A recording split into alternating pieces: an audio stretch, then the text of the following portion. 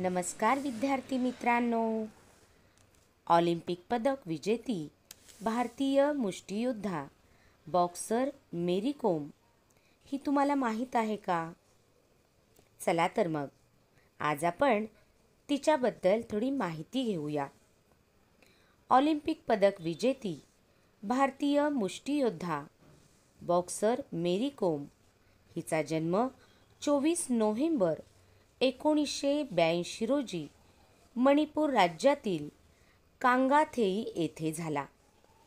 तिचे पूर्ण नाव मांगते चुंगनेजंग मेरी कोम असे आहे. तिचे वडील गरीब शेतकरी असल्याने घरची परिस्थिती अत्यंत बेताचीच होती. लहानपणापासून तिला खेळाची खूप आवड होती. शालेय शिक्षणानंतर तिने पदवीचे शिक्षण पूर्ण केले. 1998 साली बँकॉक येथील आशियाई क्रीडा स्पर्धेत मणिपूरमधील बॉक्सर डिंको सिंग याने सुवर्णपदक पटकावले. त्यामुळे त्याच्याकडून प्रेरणा घेत ती बॉक्सिंगकडे वळाली. घरच्यांचा विरोध असतानाही 2000 साली 17व्या वर्षी तिने बॉक्सिंग रिंगमध्ये पहिले पाऊल टाकले. जिद्द, चिकाटी व कठोर परिश्रमाच्या जोरावर त्याच वर्षी तिने राज्यस्तरीय बॉक्सिंग स्पर्धेचे विजेतेपद मिळविले. 2012च्या लंडन ऑलिम्पिकसाठी पात्रता मिळवणारी ती पहिली भारतीय महिला बॉक्सर ठरली आणि त्याच स्पर्धेत 51 किलो वजनी गटात फ्लायवेट प्रकारात तिने कांस्य, ब्राँझ पदक मिळवले. अशा प्रकारे ऑलिम्पिकमध्ये पदक मिळवणारी ती तिसरी भारतीय महिला तर पहिली बॉक्सर ठरली. तिने आत्तापर्यंत आशियाई तसेच जागतिक चॅम्पियनशिप स्पर्धेत प्रत्येकी 6 वेळा सुवर्णपदक पटकाविले आहे. 2018 साली ऑस्ट्रेलिया येथे झालेल्या राष्ट्रकुल कॉमनवेल्थ स्पर्धेत तिने सुवर्णपदक मिळविले.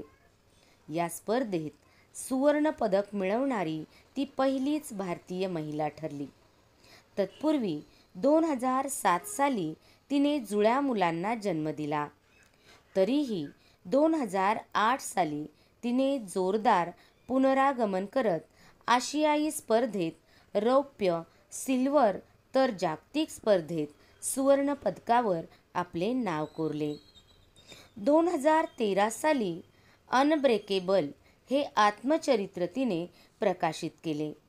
2014 साली तिच्या जीवनावर प्रियंका चोप्रा अभिनीत मेरी कोम हा चित्रपट प्रदर्शित झाला. 2016 साली त्यांची राष्ट्रपती नियुक्त राज्यसभा खासदार म्हणून भारतीय संसदेत निवड झाली. त्यांना अर्जुन पुरस्कार 2003 साली, पद्मश्री पुरस्कार 2006 साली, मेजर ध्यानचंद खेलरत्न पुरस्कार 2009 साली, पद्मभूषण पुरस्कार 2013 साली, पद्मविभूषण पुरस्कार 2020 साली यासह अनेक पुरस्कार त्यांना मिळाले. त्याचबरोबर पदव्या व बक्षिसांनी त्यांना गौरवण्यात आले. तर विद्यार्थी मित्रांनो, अशाच एका व्यक्तिविशेष माहितीसह पुन्हा भेटूया पुढील भागात. नमस्कार.